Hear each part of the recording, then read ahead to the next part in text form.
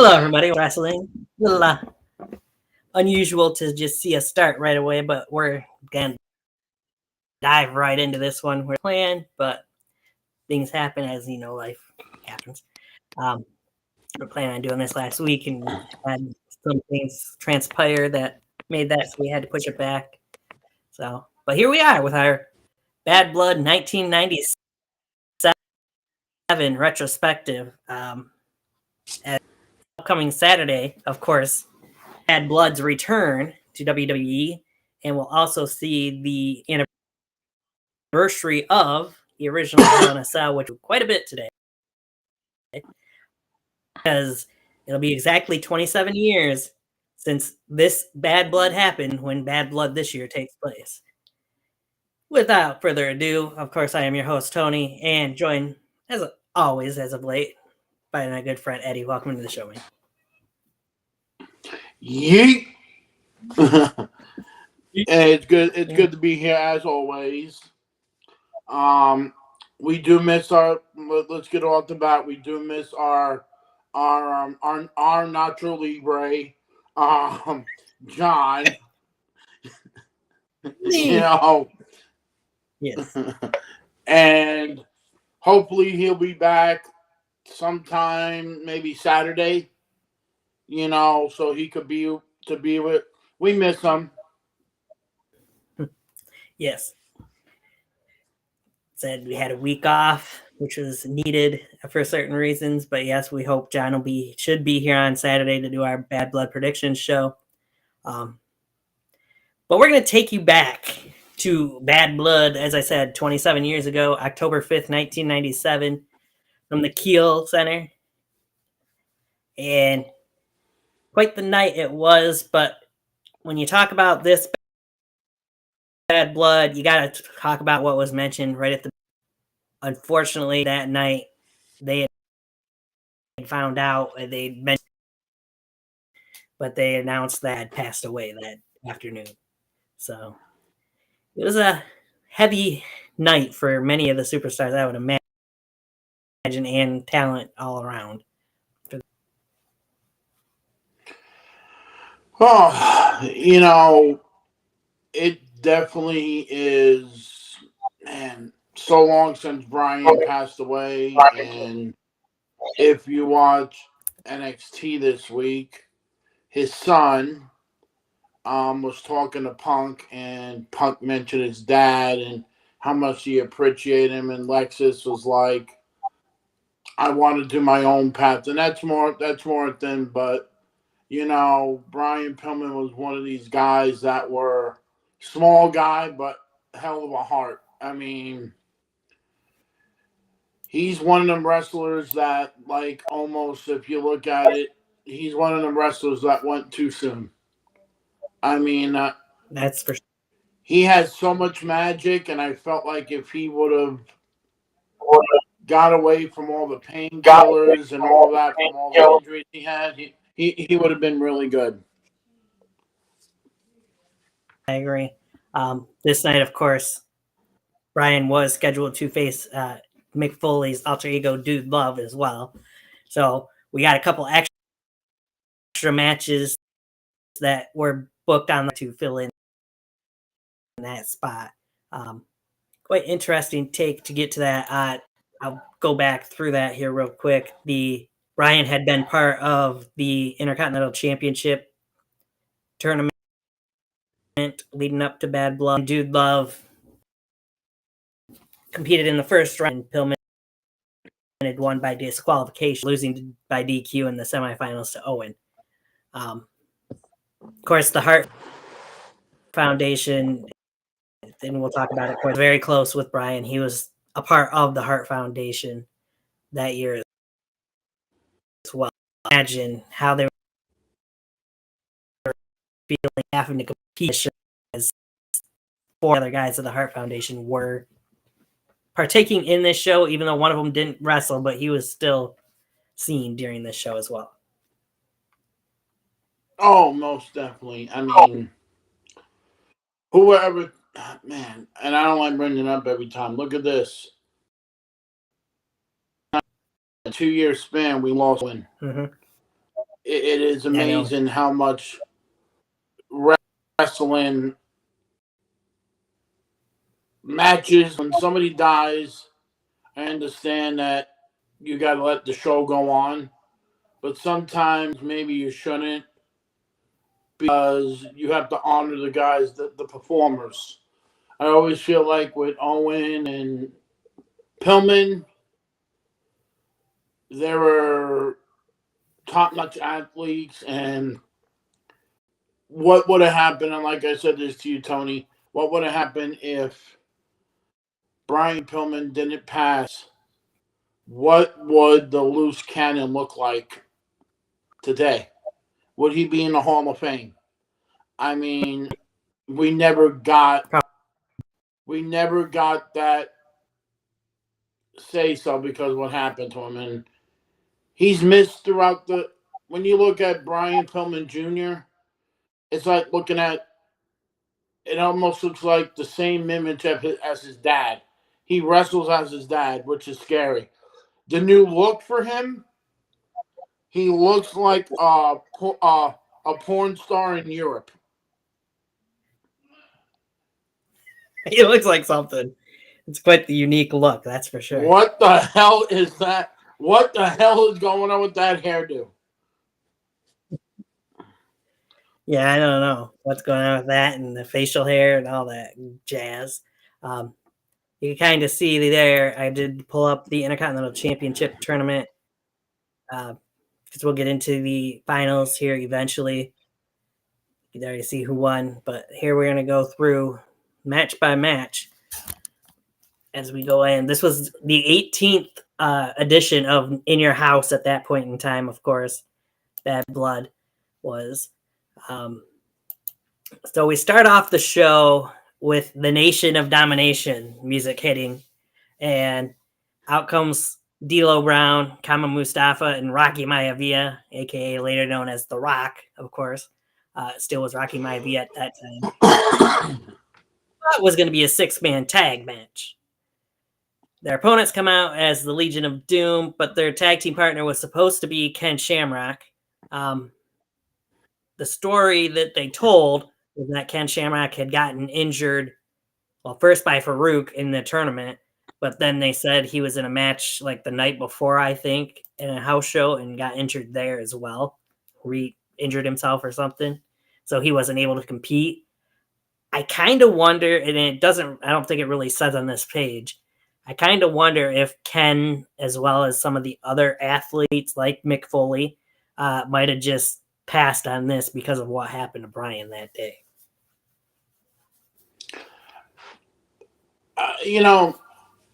I do see that as especially Mick, because Mick knew Brian longer because they were both in WCW. So, and Ken Shamrock, yes, I do agree with that as well too. Yeah. Anyway, out of their explanations of Shamrock being injured, we do get a 3-on-2 handicap match, as Hawk said. They were still going to compete, even if they didn't have a partner. They'd take out the Nation by themselves. So we get the 3-on-2 handicap match. You see both get advantage of the match towards the end. LOD might pick up, but the game and Farouk coming out will catch up to him. To Rocky might him. World Warrior Hawk. Nothing really stood out in this match. I feel like you kind of tell, not just a lot, that emotion high. Oh yes, definitely. I mean, there's a wrestling bond. You know that. You know that as well. There's a wrestling bond. They're a family. When one of them goes down, they want to honor them, but it affects them in a way that it shows in the ring. Right. It was a decent match for what we had given to us, anyway. Most definitely, Now, and it shows. Well, I know they're not anymore. It shows that the Legion of Doom, Honk and Animal, they put over 3 rookies. yeah, they did. I mean, I know That they did. Godfather wasn't a rookie. I know Godfather Right. wasn't a rookie, but in the WWE terms, he was. And to put over a young D'Lo Brown and a young Dwayne Johnson, I mean, Right. that is showing the character of LOD as a whole unit. That they put the future stars above their accomplishments. Yes. That's for sure. Because they had, of course, LOD had been multiple time tag team champions already at that point in time throughout several different companies. Only held the WWE tag team title, I think, once at that point in time, but once or twice. Twice? Yeah, that Now, too. what the hell? Your peace sign gives us balloons today. Are you kidding me? Oh my god! Well, you dipping into the budget today, aren't we? I know. Hold on. Hey, Oh my there's the god! fireworks too. Fireworks. I'm gonna love this. Wait till Johnny sees this. Oh man! All right. So we go from that This handicap match. this show completely went off the rails. I know, right? Well, we can sometimes. Anyway, we go from that handicap match to the minis match.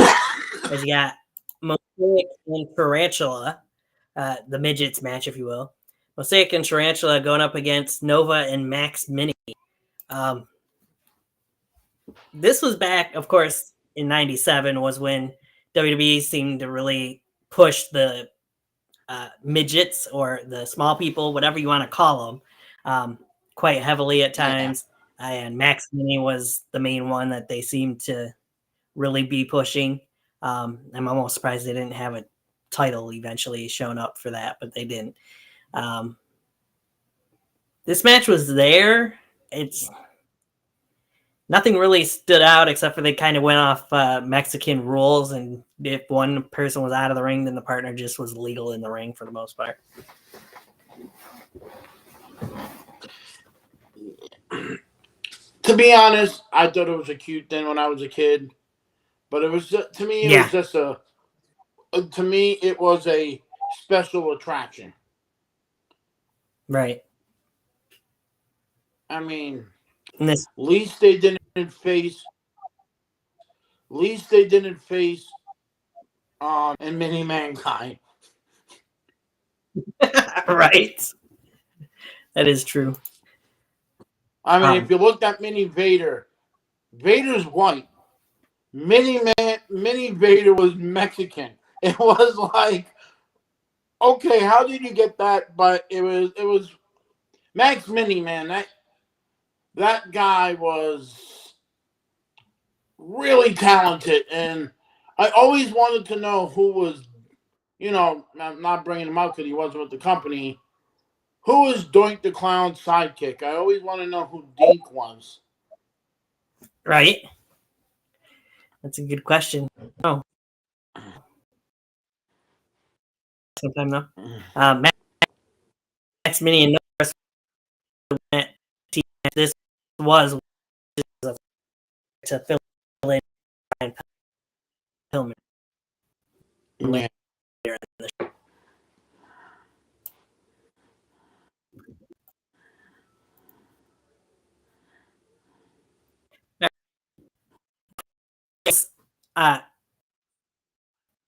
Guys, if you will, at that point in time, in Sunny as she would do the ring announcing for the following contest, as we get here introducing Phineas I and Henry O. Godwin with Cletus, Uncle Cletus, to go up against the Headbangers for the WWF Tag Team Championships.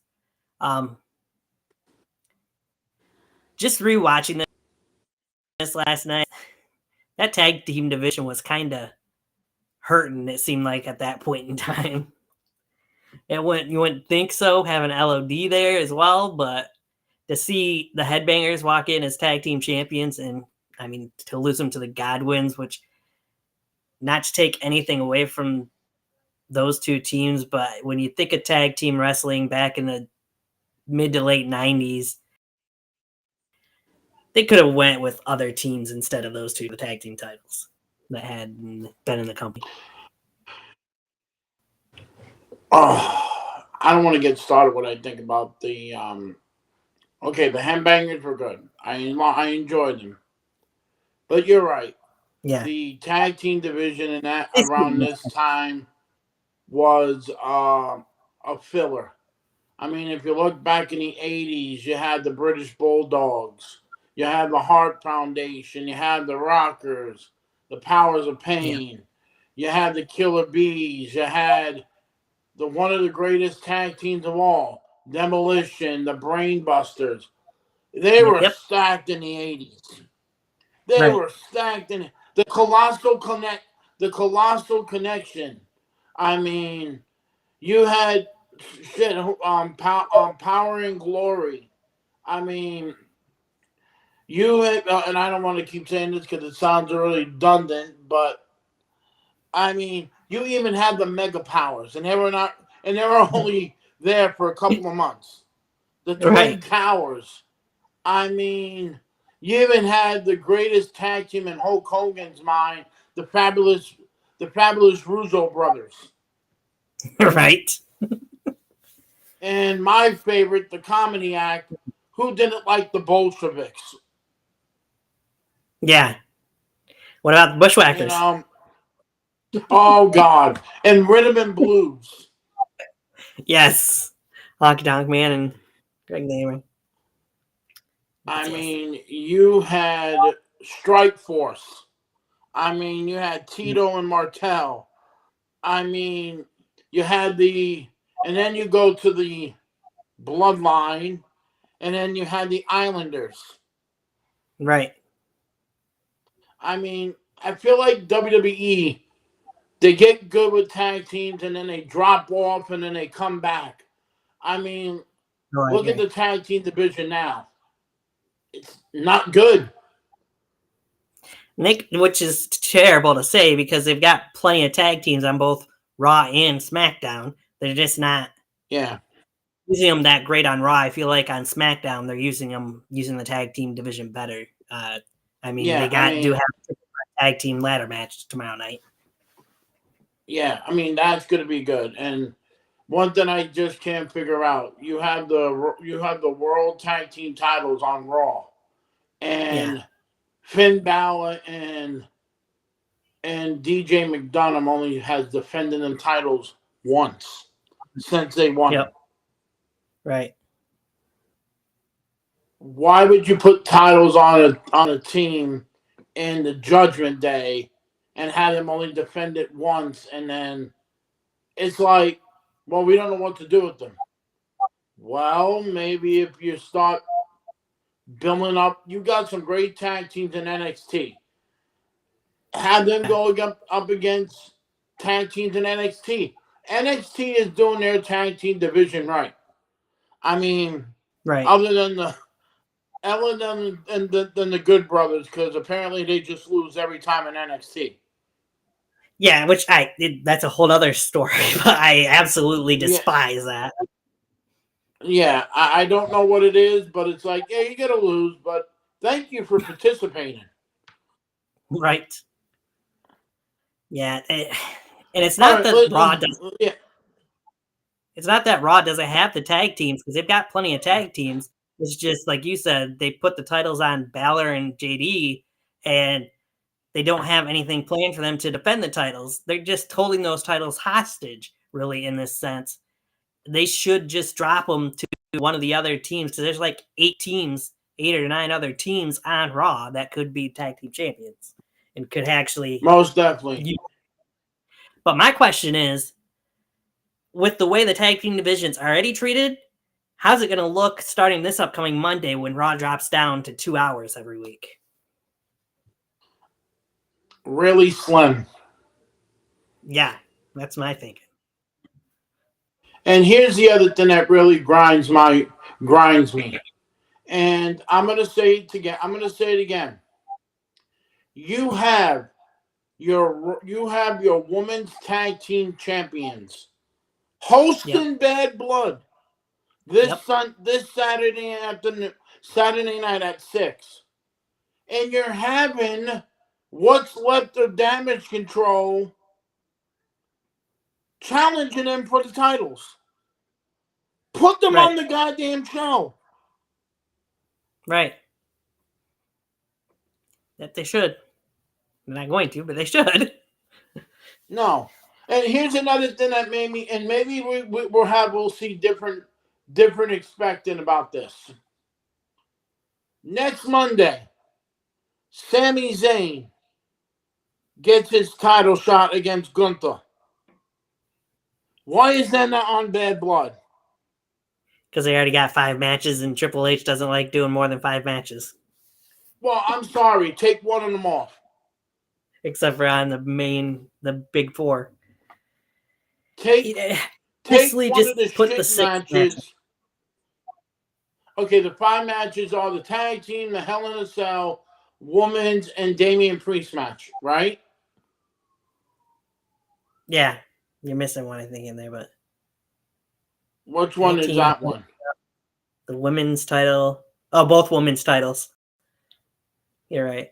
No, you got. I was just thinking one woman title match.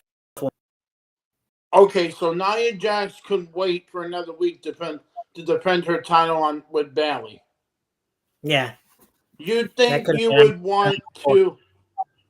You think you would want to put Sami Zayn, who is hot right now with the fans? You think you would want to put him on the main card? Or here's a brainer: you just gave a title to Yeet, and he's not even on the goddamn pay-per-view. Right? Yeah, I don't understand some of the decisions. Like I said, they could have put Nia on SmackDown, and Sami and Gunther should have been on pay-per-view, because your WWE champion's not even defending his title, so why not have the World Heavyweight Championship on the line at least during the pay-per-view or the premium live event? It shows that I love. Okay, don't get me wrong. I love the direction of what Triple H is doing. I love the direction he's making it fun. But you're undermining your world champion Gunther. You're trying to make him an unstoppable force, and you go, "You're doing great. You're doing great, champ, but we're going to shove your ass on Monday to defend your title." And to me, I just feel like To me, I just feel like they needed that one big main event for their first 2-hour show. But still, yeah, I know I don't agree with it. But we could do an hour-long show about how much we hate what WWE is doing. Of certain things, yeah. It did bring us on. All right, I'm ready. Let's just go back to this because I'm getting so frustrated with this. We'll talk about tag team titles, and then we go off, on other shit. Yeah, I know, right? But anyway, what do you think of this whole Godwins and Headbangers 12-minute plus match that they had? First of all, the Godwins were slowly transformation into Southern Justice. Yeah. It was good to see them win their last tag team titles and all that, and I thought it was a great thing because we knew we knew what was coming down the pipeline with, oh, you didn't know, so that was a good thing to see. Zeb Coulter, Uncle Zebekiah, as their No, that manager. I wasn't him. think it was That wasn't him. It was yeah, Uncle that's Zeb Cletus. That was Coulter. somebody else. Was it? Oh wait, No, it was I'm Daryl. sorry. That's T.L. Harper. My back. Yeah, I think TL. I was gonna say it wasn't Yeah, Zeb. the plumber. I'm sorry. I forgot he was with Justin Hawk I knew Bradshaw. that for a fact. Yeah. All right. They all look the same to me. Of course, the Godwins would beat up the Headbangers after the match too. So backstage had Man, Michael Cole. the Headbangers had it really rough back then. They got hit with a boombox by D Generation X, and a whiskey bottle by Shawn Michaels, and they got beat up with the Goblins. What a great run! Look, Cletus with his oh yeah, I just forgot what it's called. Horseshoe thing. Anyway. In the side. Michael Cole would talk with Owen Hart backstage. Then they did I'm not sure if it was supposed to be technically a Hall of Fame induction or what exactly it was, but a recognition segment of sorts anyways, as JR would have videos for each of these guys that would come out. You've seen they were St. Louis native or St. Louis legends, if you will. They didn't necessarily grow up in St. Louis, but they had Gene Kennedy, Jack Briscoe, Dory Funk Jr., the King, Harley Race. They didn't call him the King, though. They called him something different. I can't remember what exactly they referred to him as now. Handsome Harley Race. Yes, that's right. Of course, middle-aged and crazy Terry Funk was also one of them. And then you had Sam Munchnick and the great Luthez all came out and got awards for, like I said, I don't think it was Hall of Fame. I think it was just like a St. Louis Awards ceremony of some sort. They didn't really specify exactly what it was.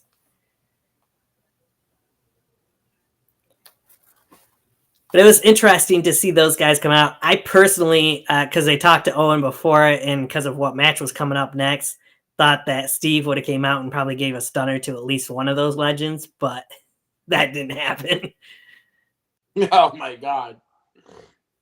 The crowd wanted it. They were chanting for Austin during the parts of that segment.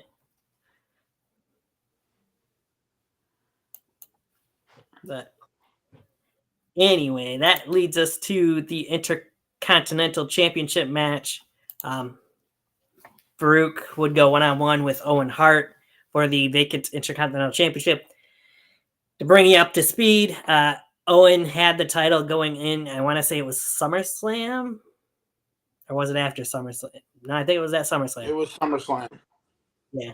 He had the title, Intercontinental Championship, going into SummerSlam, and that's when he went up against Stone Cold Steve Austin. Delivered the tombstone to Austin that broke his neck. Austin was able to semi-roll him up to get the 1-2-3 and win the title. This was, of course, as we know it now, pretty much the beginning of the Attitude Era, because during the lead up to this Intercontinental Championship tournament and this finals, we got to see the very first Stone Cold Stunner to Mr. McMahon.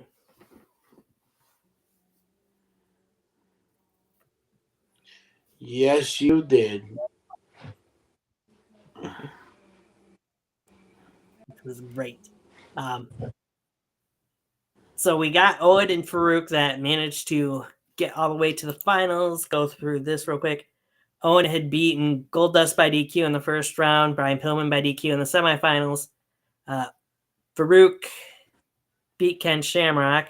Shamrock initially won the match, but he suffered an injury, so Farouk got to advance. And then Farouk beat Ahmed Johnson by DQ. Everybody won by DQ damn near, except for Ahmed Johnson beating Rocky in the first round. And then this finals. Owen and Farouk, of course, two guys that can really work. But after they come out to the ring, then out comes, of course, Stone Cold Steve Austin, much to the delight of the crowd, probably the biggest pop of the night.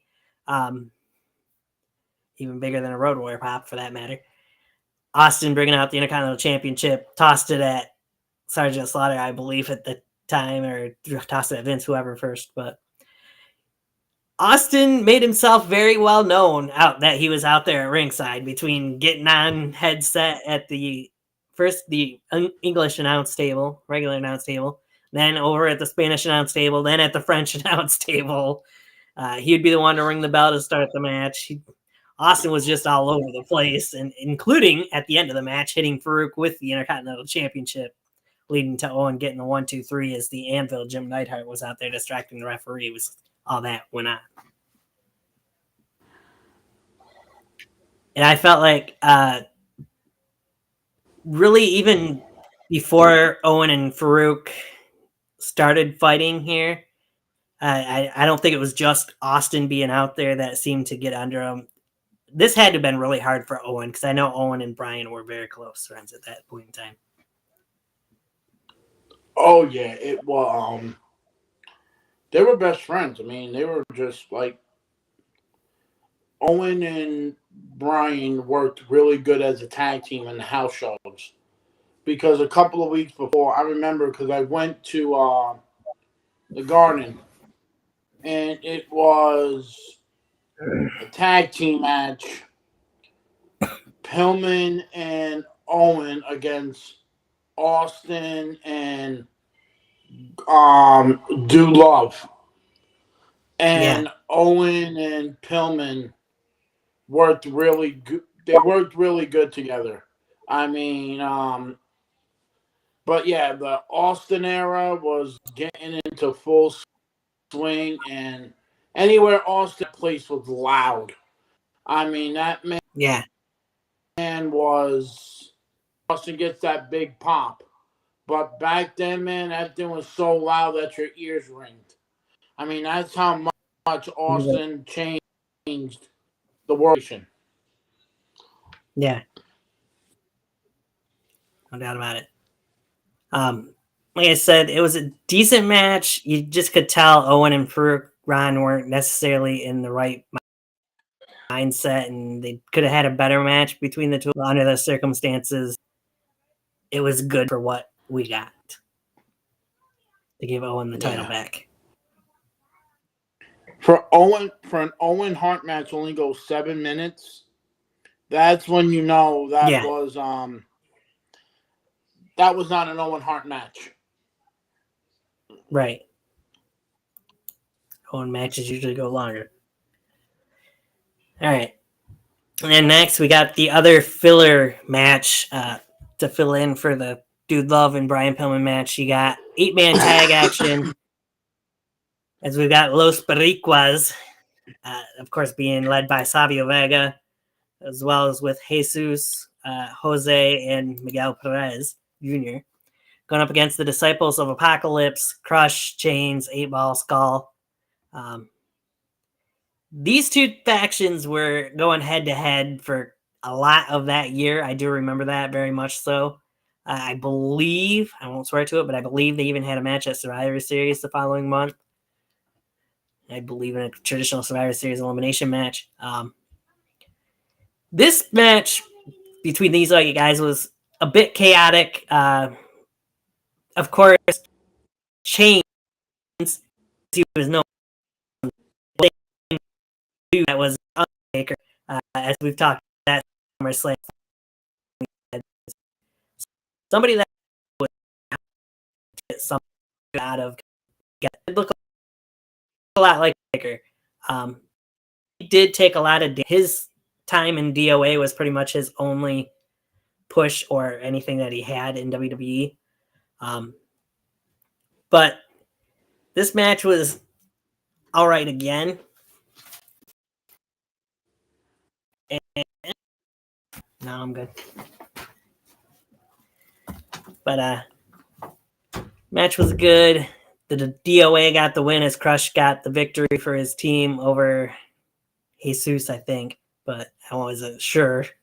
It was kind of chaotic there towards the end of the match. But yeah, either way, the DOA, Disciples of Apocalypse, pick up the victory. And that's the main thing to mention from that one, I feel like. Yeah. I got bored. Kind of bored throughout a few different and the matches. and yes, at the Survivor Series, they did have a match. And you add I know you're going to think this is weird. I think the match had the Truth Commission was added to it too. Yeah. I'm not sure, but I know that Bull Buchanan and that other guy and who was that other guy? The tall guy. He was in Kurgan? Yeah. Yeah. I know they were a part of some match of Survivor Series. I wonder if it was that one. Let me check and see, because now I'm curious about it. Oh, Red Wings lost. That doesn't matter, though. All right. Survivor Series. I do believe Brian Adams, a.k.a. Crush, was one of the several that left WWE after Survivor Series 97 as well. Not too long after. Yeah, the next night he was on Nitro.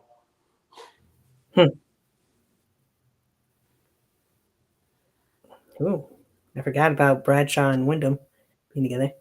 Yeah, you're right. It was the Truth Commission that went against the Disciples of Apocalypse in the elimination match. That's right. Yep. God, I hate knowing all this damn thing. Yeah, because Savio and the Bariquas didn't even have a match at Survivor Series. I think one of them broke their neck or something 2 weeks before the pay-per-view. Oh, probably. Didn't seem like somebody got injured, but all right. So now we get into the two main events, if you will. Man, you could tell going into this match, you had the promos backstage. You got Team Canada versus Team USA in a tag team flag match. Different rules, settings here. Once we hear who the guys are for this, you might understand why. But the two teams, storyline wise, agreed that pinfalls and submissions would be illegal in this flag match, not just that you had to climb up and grab the flag and pull it down. Of course, representing Team USA was the Mastodon, the man they call Vader, and the Patriot, Del Wilkes. And then Team Canada was, of course, Davey Boy Smith, the British Bulldog, and then WWF World Heavyweight Champion, the Hitman, Bret Hart. Very anti-USA at that point in time. These four guys started fighting even before the match got underway and brawled quite a bit around ringside area. This match was kind of, in my opinion, with the four guys that were involved, still was a clusterfuck, to be honest. We are on the same page. This was a shitty match for Bulldog and Bret. Yes. And I know I've heard recently that Bret hated being in matches against Vader because he hated how stiff Vader worked. That might have been part of the issue for this match, because I know there was multiple times that Bret flipped off Vader during this match and was screaming things he probably shouldn't have been on TV, but at least it was pay-per-view, I guess. But man, it just was shitty all around, really, this tag team match. I don't think you ever really seen Davey Boy or Bret try to climbing out to go after the Canada flag. You just seen the Patriot and maybe once Vader did for their flag, but hardly ever did you see Davey or Bret go after theirs. There was a couple times, I guess, because they did get low blowed and crotched on the post there by Vader. But in the end, Brett was able to pin the Patriot, I do believe. I was paying attention, but I wasn't paying attention. And if you go and watch, Gotcha. if you go and watch Bad Blood '97, you'll understand why I say it that way, because this just made no sense whatsoever, especially for the WWF World Heavyweight Champion to be a part of. And a lot of it, again, might have been because of what happened with Bryan earlier in the day, but who knows? Brett's the only one of those living, too, by the way. That is, yeah. I was saying that when I was watching. I'm like, that is, to look back now and see that Bret Hart. You're right. Bret is the only one that's still around. Yep. And like you said about Bret, always said that Vader was stiff in the ring. That's not the first wrestler to say that. Even when Shawn wrestled him at SummerSlam, in '96, he said that Vader just was too stiff. Every time you punched him, Vader, that's why they call him Mastodon. The man didn't want to he wanted to wrestle his way. Right. And that was pretty clear and evident, in my opinion, in a lot of his matches. How did this match exactly end? Do you remember? 'Cause like I said, I know Brett ended up getting the pinfall victory. I just don't remember what exactly led up to. I just went past it after the clusterfuck. I said, I'm going to go watch Shawn and Taker. Because this match was like, I do not know how this match went 23 minutes and Bret Hart didn't lose his mind and start bitch slapping Vader. Right. And that's not even counting the stuff that happened before the match that took a couple minutes. So yeah. These guys stayed out there about half an hour. I know. It's like, and this is why maybe the Patriot left after this event and never came back. Right. See if it tells me in here, because I know he's the only guy to use the Kurt Angle theme song. Oh, him and Slaughter. Right. Explains it. This match was actually changed to allow for pinfalls and submission due to all four competitors entering the match with injuries. That enabled Brett. That's right. The Patriot went for a roll up, and Brett countered the roll up and got the victory with his roll up. So he might have had a handful of tights too, but they never showed a good angle to see if he had tights or not. Of course, there was a little more fighting, but yes, I do remember seeing one, but it says the match is notable for having two fans interfere by attempting to climb into the ring. I seen the one guy who did get in the ring briefly, that referee Mike Chioda and Davey Boy Smith got out of the ring pretty quickly. I didn't realize there was two, Who was though. The second guy? Whoever wrote this is an idiot. I only saw one. Because I just seen the one. What, did he multiply? Maybe. All right. So that brings us to the main event. Honestly, the only really good thing that came out of Bad Blood '97, in my opinion, probably in many people's opinions. Of course, the Hell in a Cell match, the debut of the Hell in a Cell. I forgot how damn small that Hell in a Cell was until I was rewatching this show yesterday. I was like, damn, that roof is so freaking small and easy for the guys to hit when they get back body dropped or anything in the ring. It's like, man, I forgot how short it was compared to what the Hell in a Cell is nowadays. When I look back and now you see the ones that they're using now when Punk was in there with McIntyre. Yeah. That was, yeah, you're right. It was the smallest I ever seen.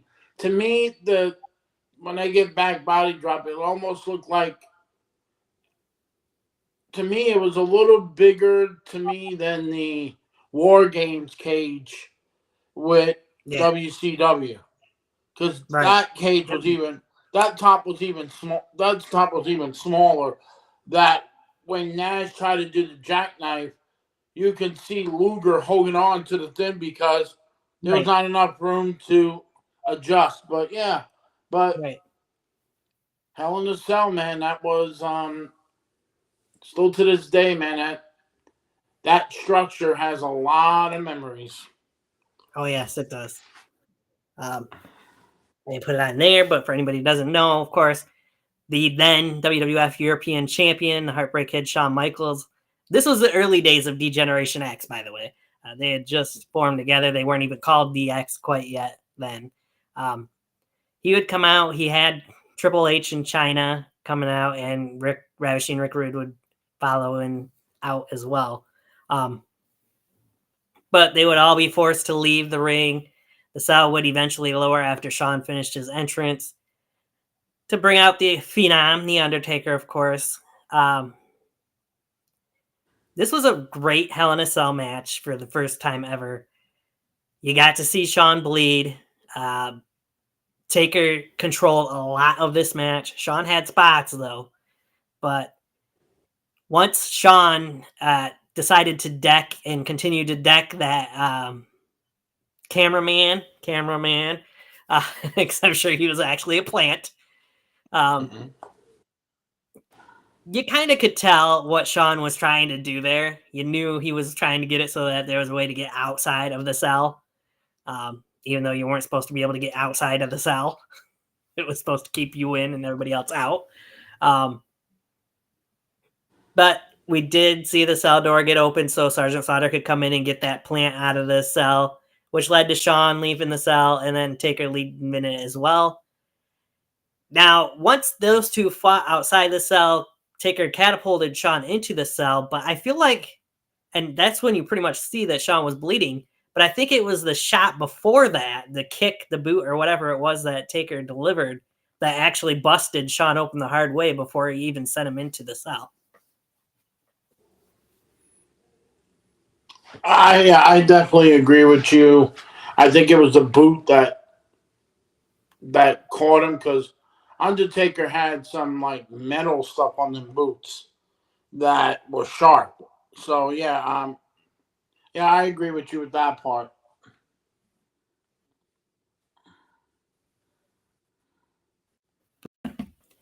And after that, I mean, Shawn climbing up the cell, Taker even, and then Taker backdrop Shawn, and then grinding Shawn's face into the top of the cell.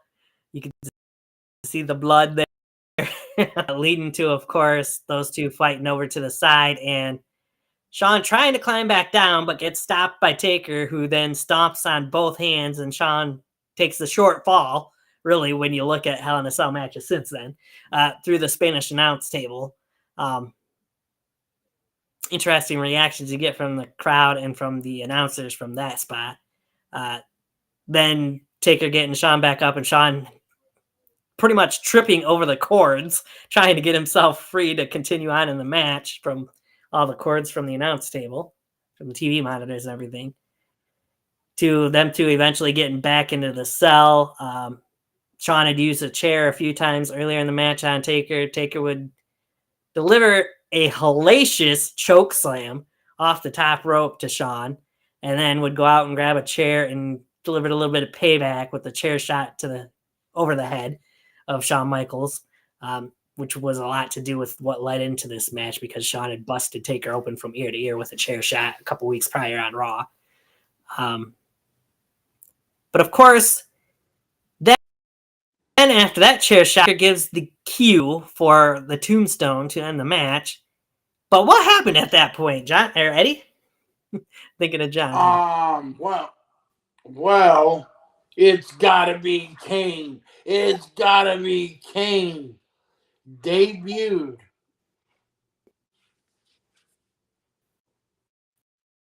We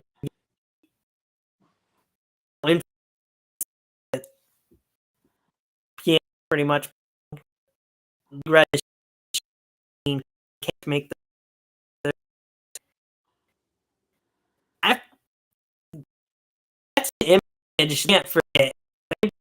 They had the coming face for the time, so you need to picture something just to see how like those two across.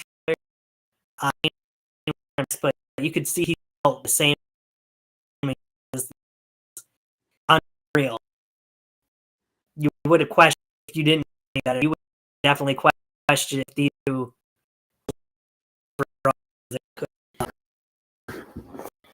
Kane, of course, his hands up, kick Undertaker in the gut, deliver a tombstone pile driver, leading to Shawn draping his arm over Undertaker to get the 1-2-3 in the victory to go on to face Bret at Survivor Series, which next month we will talk in length about not just that Survivor Series, but a lot to do with that main event from Survivor Series. But man, like I said, a great Hell in a Cell match. It was the saving grace of this Bad Blood pay-per-view, really. To be honest, I felt like if you look at Bad Blood 97, I think it actually saved the WWE. Shawn and Taker basically saved the WWE because around this time, we know what happened in 97. I mean, Halloween Havoc, the NWO was going strong. I mean, if it wasn't for this match, I feel like WWE would have dripped into abyss. I mean, we know what was happening down at the Survivor Series the next month. I mean, the debut of Kane, Glenn Jacobs, who is now the mayor of Knoxville, Tennessee, basically said in an interview he almost missed his debut. Yeah, I seen something about that. Due to his car breaking down. That Pat Patterson, he had his full gear on. Picture somebody on the highway in St. Louis seeing a 6'8" monster in a mask going like this and asking for a right to the. I'll be like, it is Halloween. I'm not gonna get killed by this motherfucker. Right?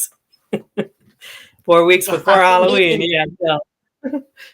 I mean, he could have been a dentist or a fake diesel, and they would have picked him up. Yeah, all the gimmicks. Good job. Oh my God, but and I could admit this. I think when Kane debuted, I think it actually made The Undertaker. And I know people are going to question what my method is. I think he made The Undertaker's character better. Because at the time of this, Undertaker was basically wrestling guys that he wrestled multiple times. Yeah. I think Kane saved The Undertaker's career because 7 years and then almost 7 years in the company, and you don't have anybody else to wrestle because the roster was shit. Pretty much, yeah. Because Austin was on the come up. Rock was still Rocky Maivia. He wasn't nowhere close to being somebody credible to face the Undertaker. Bret was, as we know, on the outs. He'd get another match with Shawn. Taker would eventually, but how many times you want to see Shawn and Taker. This was only the second time ever that we had seen Shawn versus Undertaker. They mentioned that at the beginning of the Cell match. But still, past Shawn and Brett, I mean, you had maybe Vader, but Taker had faced Vader already. Taker had faced Mick as Mankind. He's faced all of the Hart Foundation pretty much, and the Hart Foundation wasn't around much longer anyways. So, yeah, I would agree. Kane kind of saved The Undertaker's career. Yeah, I mean, when you get into the Attitude Era, if you look at the whole Attitude Era with The Undertaker, his feud at WrestleMania 14 with Kane. Kane saved him because then you had the new generation. You had The Rock that was coming up. You had The Rock after he won the title and joined the corporate. He had Austin. Then you had Paul White come in. Then you had all these other guys. Triple H. Taker had Triple H and DX. Jeff Jarrett. When Brett left, I feel like the company, the company wasn't as strong because all the other guys, because if Undertaker from 91 to 97, it felt like a broken record. He felt everybody multiple times. Yeah. Until Kane came in, and Glenn Jacob basically saved his career. I mean, we didn't get to see him for the rest of it, but still, and I got to give a shout out to, the WWE. You even saved Glenn Jacobs' career. I mean, were you going to call him Big Daddy Cool Diesel? Or were you going to call him Dr. Isaac Yankem DDS? Right. I mean, neither one of those two Hall of Fame. Yeah, I don't see Kane going in the Glenn Jacobs going in the Hall of Fame, but I like to thank Vince McMahon for making me a dentist. I mean, you could have called him the Unabomber when he was in Smoky Mountain Wrestling. Right? Yes, indeed. With his mentor and tag team partner, Al Snow. Yeah, I remember that. So one thing I do want to mention, Steve was on the come up here. He was getting close to being in the main event scene. Brett, Shawn, and Taker were the three main guys you thought of when you thought of the main event. I mean, at SummerSlam 2 months prior, of course, was Brett versus Taker that Shawn cost Taker the match in the title, the WWF Championship. Sid, I guess, was out at this point in time because Sid was the champion going into WrestleMania, of course, that year. But when you look at those three guys, it just dawned on me last night. I was thinking about it. I was like, man, a month later, you get Bret Hart leaving because of the Montreal screw job. And then just a few months past that, you get to WrestleMania and Shawn Michaels, well, even go back to the Royal Rumble when it's Shawn and Taker, because that's where it came from. Shawn taking that bump on the casket that would injure his back. And then you go to WrestleMania, Austin beats Michaels for the title, and then Michaels is out of action for 4 years. That is huge to lose those two of the three main stars you had. If you just those two of those three top stars are gone. So the WWF had no choice but to build up new stars. Oh yeah, you know what? When you said that, like, yes, what happened to Shawn at the Royal Rumble was an accident, and Taker keeps mentioning Shawn. Shawn's career continued after the 4 years he came back. Right. Bret Hart's career completely went to the shits. Yes. When he left the World Wrestling Federation. Oh yeah.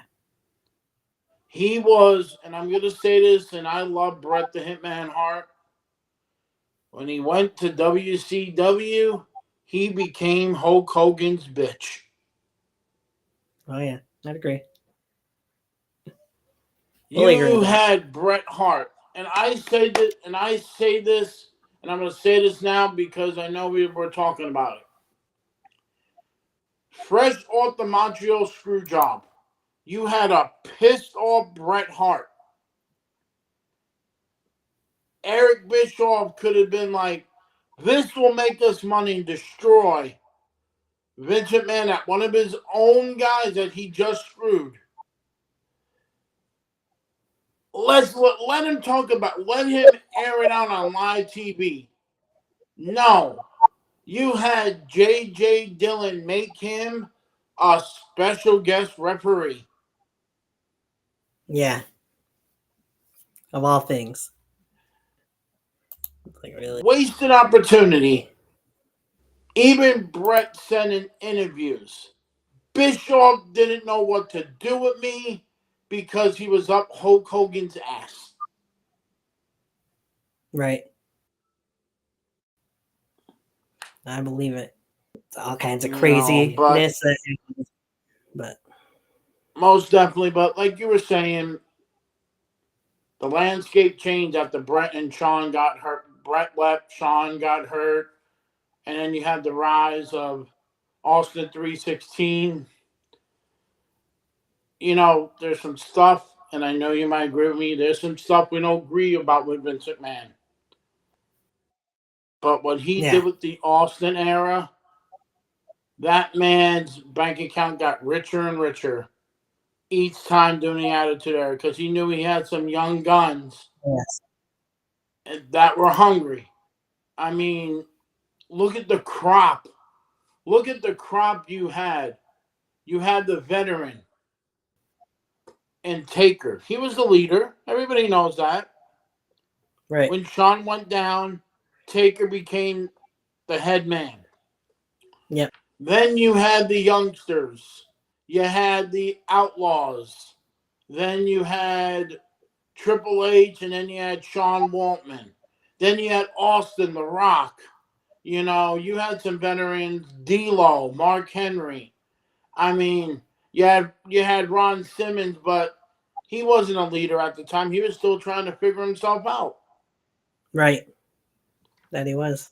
You know, I mean, you had some good top hell.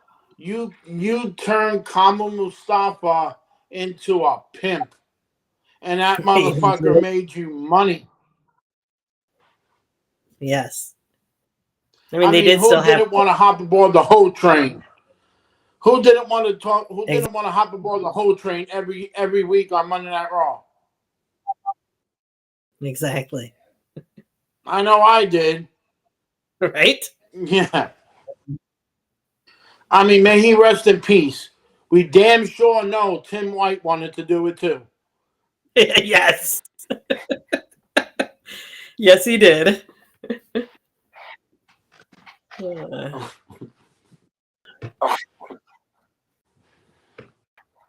But overall, what would be your final take on Bad Blood before we talk about what we?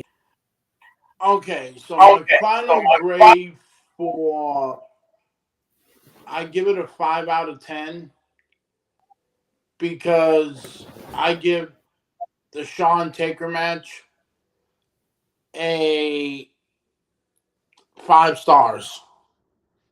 It saved the show. Yeah. Right. Other than that, you had some good supporting cast, and we understand the circumstances that, you know, Brian Pillman passed away, and it was hard, but the show must go on, and I feel like the main event was the star of the show. For sure. I was surprised. They did bring up Brian several times throughout the show, and I was very shocked that Vince actually announced that a drug overdose they had figured was what had taken Brian. I was surprised they would have just left that. Well, I'm not going to say what I want to say, but it irritates me. We know what happened the night after Bad Blood. What Vince McMahon did to Brian Pillman's wife, who has now passed away. The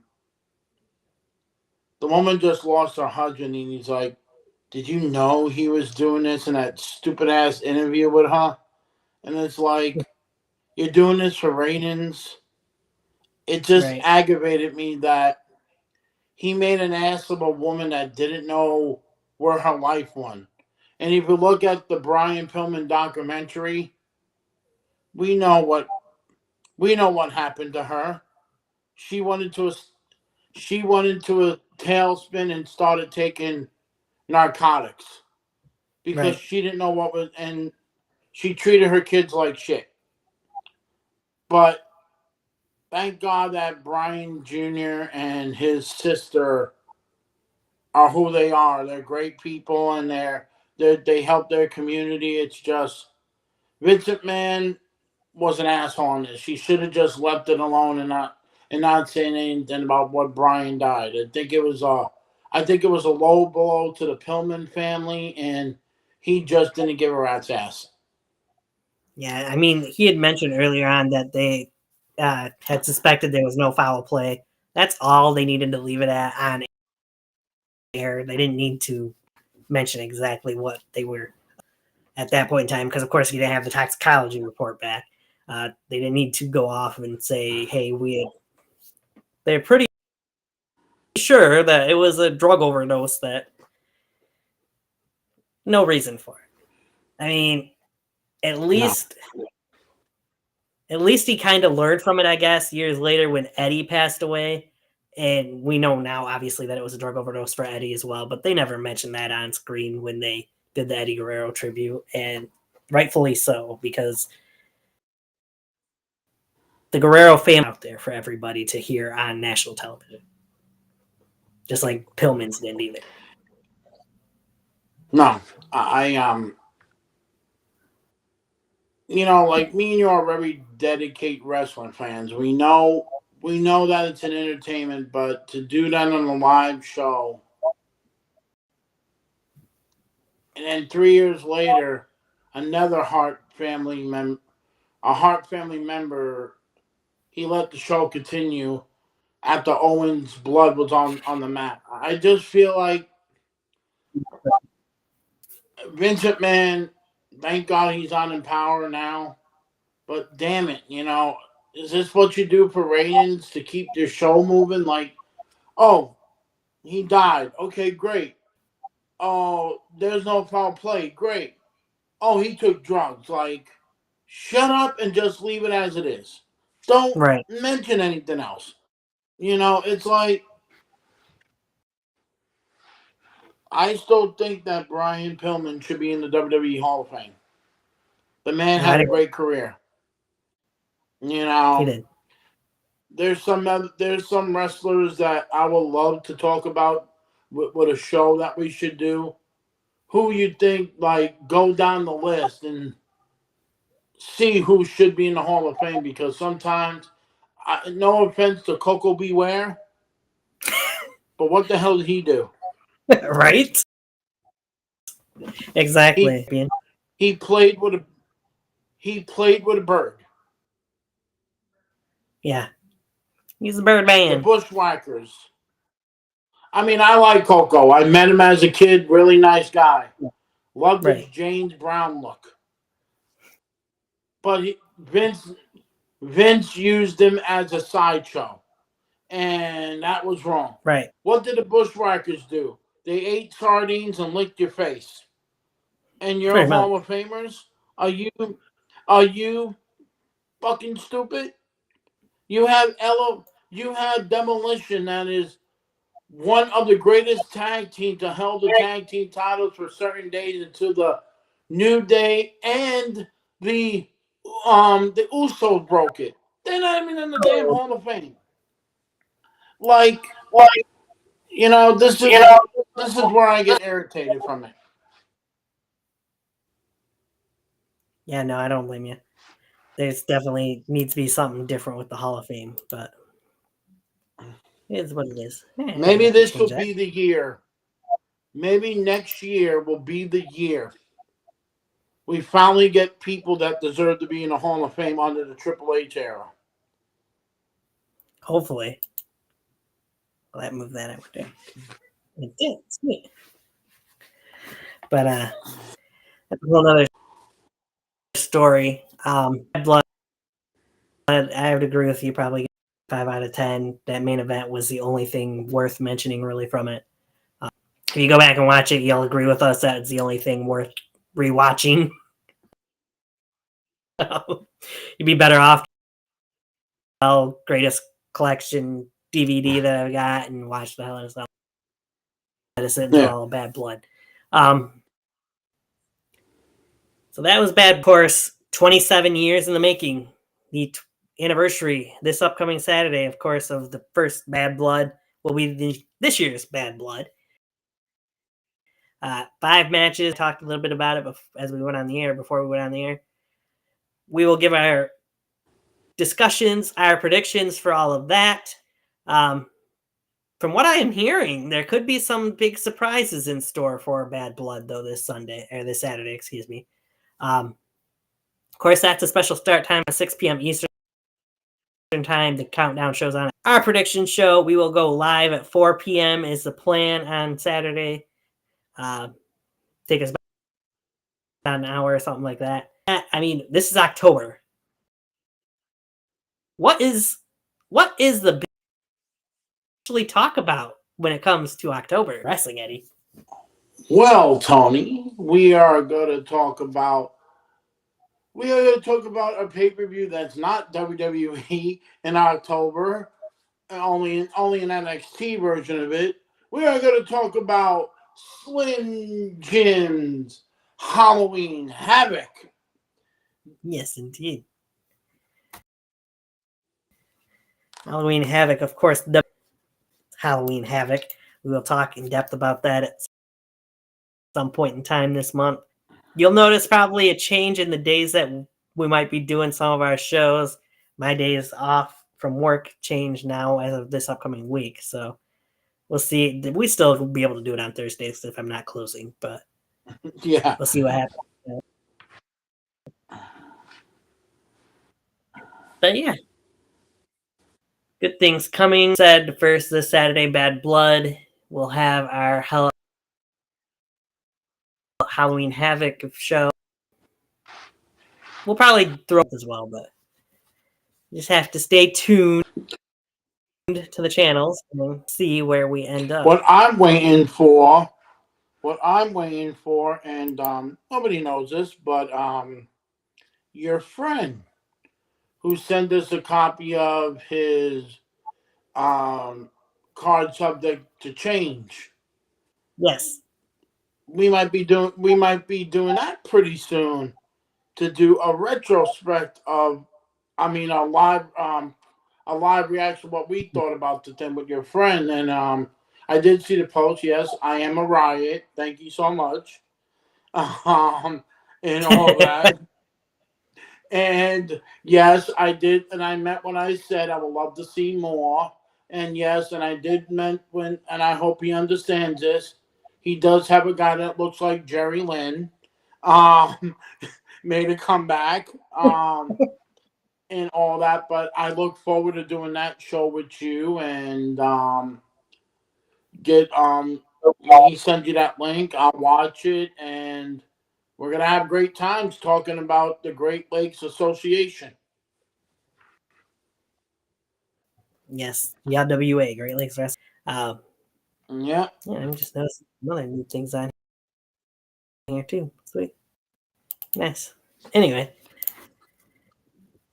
but yeah, like I said, we got that. We might try to get in another. We didn't get to it last month, like we were planning on. So we might get into another 3 faces at some point this month. We'll see what happens. But in the We have a meantime, lot. We have a lot of stuff to do with Halloween Havoc, and like, yeah, man, we are really doing good.